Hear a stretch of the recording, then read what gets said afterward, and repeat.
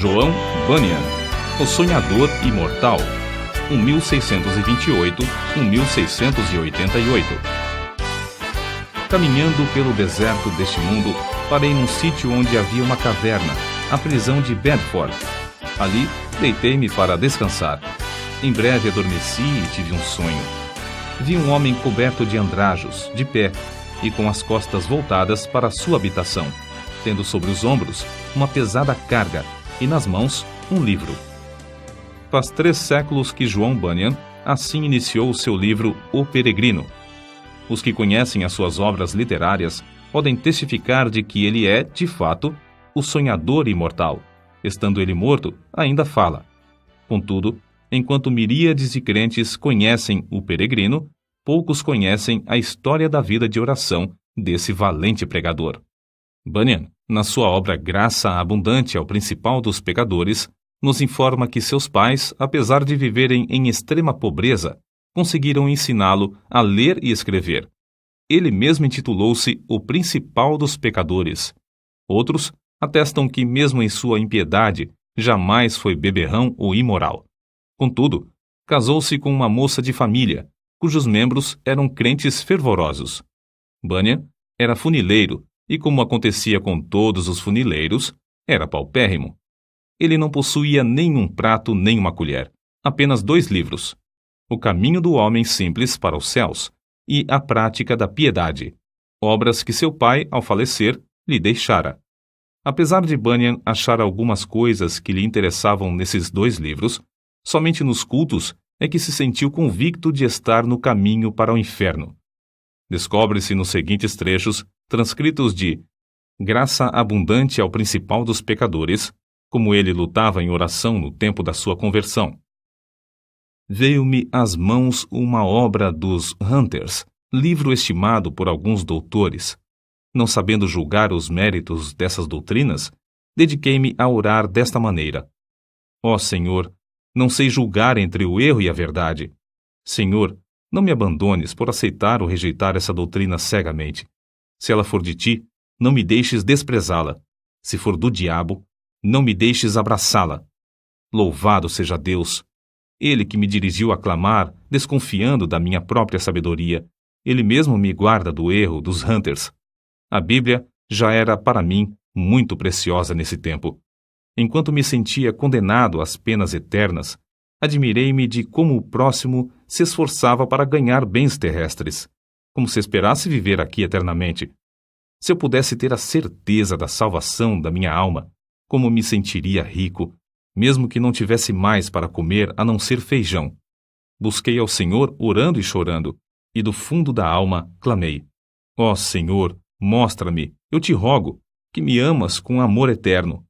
Logo que clamei, voltaram para mim as palavras, como um eco: Eu te amo com amor eterno. Deitei-me para dormir em paz, e ao acordar, no dia seguinte, a mesma paz permanecia na minha alma. O Senhor me assegurou: Amei-te enquanto vivias no pecado.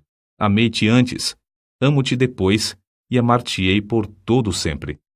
Certa manhã, enquanto tremia na oração, porque pensava que não houvesse palavra de Deus para me sossegar, ele me deu esta frase: A minha graça te basta. O meu entendimento foi tão iluminado como se o Senhor Jesus olhasse dos céus para mim, pelo telhado da casa, e me dirigisse essas palavras. Voltei para casa chorando, transbordando de gozo e humilhado até o pó. Contudo, certo dia, enquanto andava no campo, a consciência inquieta, de repente essas palavras entraram na minha alma: Tua justiça está nos céus. E parecia que, com os olhos da alma, via Jesus Cristo à destra de Deus, permanecendo ali como minha justiça. Vi, além disso, que não é o meu bom coração que torna a minha justiça melhor, nem que a prejudica, porque a minha justiça é o próprio Cristo, o mesmo ontem, hoje e para sempre. As cadeias, então, caíram-me das pernas. Fiquei livre das angústias. As tentações perderam a força. O horror da severidade de Deus não mais me perturbava, e voltei para casa regozijando-me na graça e no amor de Deus. Não achei na Bíblia a frase: Tua justiça está nos céus, mas achei o qual para nós foi feito por Deus sabedoria e justiça, e santificação e redenção. 1 Coríntios, capítulo 1, versículo 30. E vi que a outra frase era verdade. Enquanto eu assim meditava, o seguinte trecho das Escrituras penetrou no meu espírito com poder.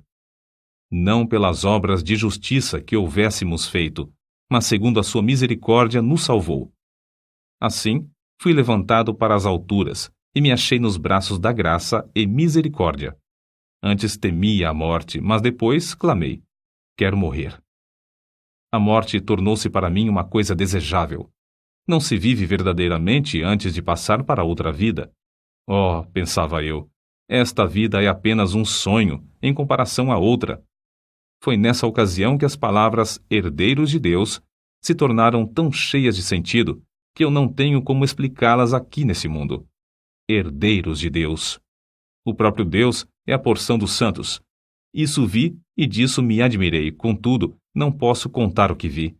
Cristo era um Cristo precioso na minha alma. Era o meu gozo, a paz e o triunfo por Cristo eram tão grandes que tive dificuldade em conter-me e ficar deitado. Bunyan, ainda que lutando para sair da escravidão do vício do pecado, não fechava a alma aos perdidos, que ignoravam os horrores do inferno. Acerca disto, ele escreveu: percebi pelas Escrituras que o Espírito Santo não quer que os homens enterrem os seus talentos e dons, mas antes que despertem esses dons. Dou graças a Deus por me haver concedido uma medida de entranhas e compaixão pela alma do próximo, e me enviou a esforçar-me grandemente para falar uma palavra que Deus pudesse usar para apoderar-se da consciência e despertá-la. Nisso, o bom Senhor respondeu ao apelo de seu servo, e o povo começou a mostrar-se comovido e angustiado de espírito ao perceber o horror do seu pecado e a necessidade de aceitar a Jesus Cristo.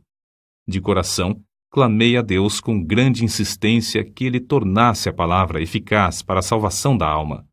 De fato, disse repetidamente ao Senhor que, se o meu enforcamento perante os olhos dos ouvintes servisse para despertá-los e confirmá-los na verdade, eu aceitaria alegremente.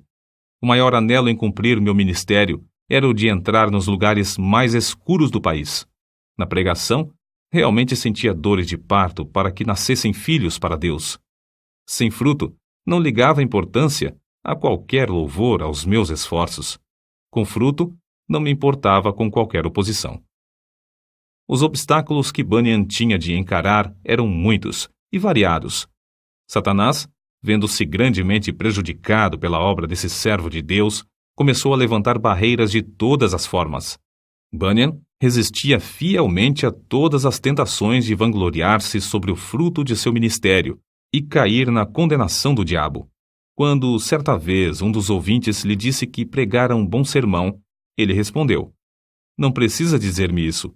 O diabo já cochichou a mesma coisa no meu ouvido antes de sair da tribuna. Então, o inimigo das almas suscitou calúnias e boatos em todo o país, a fim de induzi-lo a abandonar seu ministério. Chamavam-no de feiticeiro, jesuíta, cangaceiro, e afirmavam que vivia amancebado, que tinha 2 esposas e que os seus filhos eram ilegítimos. Quando o maligno falhou em todos esses planos de desviar Bunyan do seu ministério glorioso, seus opositores denunciaram-no por não observar os regulamentos dos cultos da igreja oficial. As autoridades civis o sentenciaram à prisão perpétua, recusando terminantemente a revogação da sentença, apesar de todos os esforços de seus amigos e dos rogos de sua esposa. Tinha de ficar preso até se comprometer a não mais pregar. Acerca de sua prisão, ele diz: nunca tinha sentido a presença de Deus ao meu lado em todas as ocasiões como depois de ser encerrado, fortalecendo-me tão ternamente com esta ou aquela escritura, até me fazer desejar, se fosse lícito, maiores provações para receber maiores consolações. Antes de ser preso, eu previ o que aconteceria, e 2 coisas ardiam no coração acerca de como poderia encarar a morte, se chegasse a tal ponto.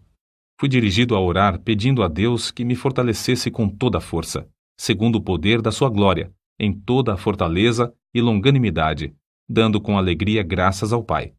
Quase nunca orei durante o ano que precedeu minha prisão, sem que essa escritura me entrasse na mente, e eu compreendesse que, para sofrer com toda a paciência, devia ter toda a fortaleza, especialmente para sofrer com alegria. A segunda consideração foi na passagem que diz: Mas nós temos tido dentro de nós mesmos a sentença de morte para que não confiássemos em nós mesmos, porém em Deus que ressuscita os mortos. Cheguei a ver por essa escritura que, se eu chegasse ao ponto de sofrer como devia, primeiramente tinha de sentenciar à morte todas as coisas que pertencem à nossa vida, considerando-me a mim mesmo, minha esposa, meus filhos, a saúde, os prazeres, tudo, enfim, como mortos para comigo e eu morto para com eles. Resolvi, como Paulo disse, não olhar para as coisas que se veem, mas sim para as que se não veem, porque as coisas que se veem são temporais, mas as coisas que se não veem são eternas. E compreendi que se eu fosse prevenido apenas de ser preso, poderia, de improviso, ser chamado também para ser açoitado ou amarrado ao pelourinho. Ainda que esperasse apenas esses castigos, não suportaria o castigo de desterro. Mas a melhor maneira para passar os sofrimentos seria confiar em Deus, quanto ao mundo vindouro. Quanto a este mundo, devia considerar o sepulcro como minha morada, estender o meu leito nas trevas e dizer à corrupção: Tu és meu pai, e aos vermes: Vós sois minha mãe e minha irmã. Jó, capítulo 17, versículos 13 e 14. Contudo, apesar desse auxílio, senti-me um homem cercado de fraquezas. A separação da minha esposa e de nossos filhos aqui na prisão torna-se, às vezes, como se fosse a separação da carne dos ossos. E isto não somente porque me lembro das tribulações e misérias que meus queridos têm de sofrer, especialmente a filhinha cega. Minha pobre filha, quão triste é a tua porção neste mundo. Serás maltratada, pedirás esmolas, passarás fome, frio, nudez e outras calamidades. Oh, os sofrimentos da minha ceguinha quebrar-me-iam o coração aos pedaços. Eu meditava muito também sobre o horror ao inferno dos que temiam a cruz, a ponto de se recusarem a glorificar a Cristo, suas palavras e leis perante os filhos dos homens. Além do mais, pensava sobre a glória que ele preparara para os que, em amor, fé e paciência, testificavam dele. A lembrança destas coisas servia para diminuir a mágoa que sentia ao lembrar-me de que eu e meus queridos sofríamos pelo testemunho de Cristo. Nem todos os horrores da prisão abalaram o espírito de João Bunyan. Quando lhes ofereciam a sua liberdade sob a condição de ele não pregar mais, respondia: Se eu sair hoje da prisão, pregarei amanhã, com o auxílio de Deus. Mas se alguém pensar que, afinal de contas, João Bunyan era apenas um fanático, deve ler e meditar sobre as obras que nos deixou. Graça abundante ao principal dos pecadores, chamado ao ministério, o peregrino, a peregrina, a conduta do crente, a glória do templo, o pecador de Jerusalém é salvo, as guerras da famosa cidade de alma humana, a vida e a morte de homem mau, o sermão do monte, a figueira infrutífera, discursos sobre oração, o viajante celestial, gemidos de uma alma no inferno, a justificação é imputada, entre outros. Passou mais de 12 anos encarcerado. É fácil dizer que foram 12 longos anos, mas é difícil conceber o que isso significa. Passou mais da quinta parte da sua vida na prisão, na idade de maior energia. Foi um quacre, chamado Whitehead, que conseguiu a sua libertação. Depois de liberto, pregou em Bedford, Londres e muitas outras cidades. Era tão popular que foi alcunhado de Bispo Bunyan.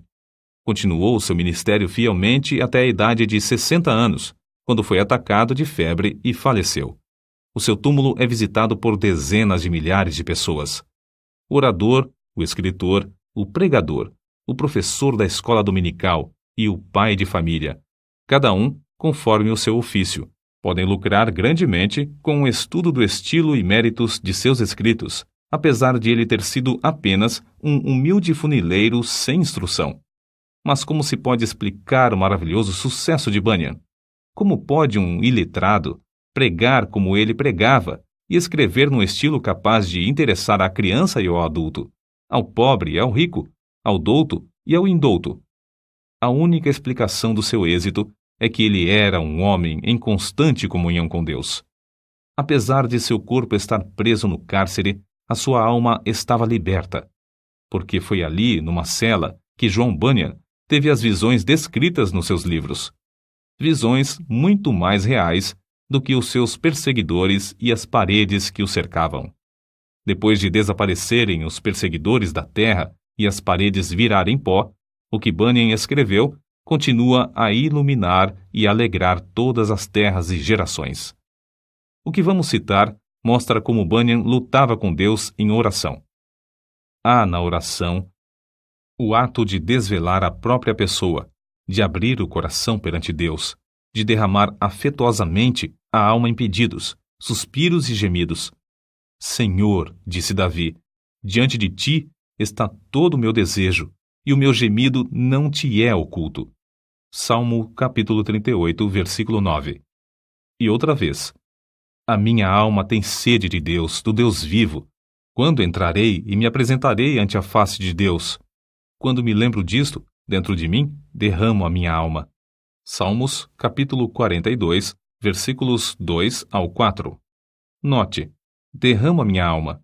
É um termo demonstrativo de que, em oração, sai a própria vida e toda a força para Deus. Em outra ocasião, escreveu: as melhores orações consistem, às vezes, mais em gemidos do que em palavras, e estas palavras não são mais que a mera representação do coração, vida e espírito de tais orações. Como ele insistia e importunava em oração a Deus, fica claro no trecho seguinte: eu te digo, continua a bater, chorar, gemer e prantear. Se ele se não levantar para te dar porque és teu amigo, ao menos por causa da tua importunação, levantar-se-á para dar-te tudo o que precisares. Sem contestação, o grande fenômeno da vida de John Bunyan consistia no seu conhecimento íntimo das Escrituras, as quais amava, e na perseverança em oração ao Deus que adorava. Se alguém duvidar de que Bunyan seguia a vontade de Deus nos 12 longos anos que passou na prisão de Bedford, deve lembrar-se de que esse servo de Cristo, ao escrever O Peregrino, atrás das grades, pregou um sermão que já dura quase 3 séculos e que hoje é lido em 140 línguas. É o livro de maior circulação depois da Bíblia. Sem tal dedicação, não seria possível conseguir o incalculável fruto eterno desse sermão pregado por um funileiro cheio da graça de Deus. Nota: Quakre, forma aportuguesada de Quakers, como eram mais conhecidos os membros da Sociedade dos Amigos, nome de uma comunidade de cristãos protestantes surgida no século XVII. No início, eram seguidores de um pregador leigo, o inglês George Fox, que, em 1647, começou a pregar a doutrina de Cristo dentro. Todas as pessoas podem sentir a palavra de Deus em suas almas, caso se esforcem para ouvi-la. Interpretavam literalmente as palavras de Jesus Cristo nas Escrituras. Eram contra prestar juramentos e contra a guerra. Destacavam-se sempre pela solidariedade. Em 1947, os comitês britânico e americano de socorro Quaker Internacional receberam o Prêmio Nobel da Paz. Enciclopédia em Carta.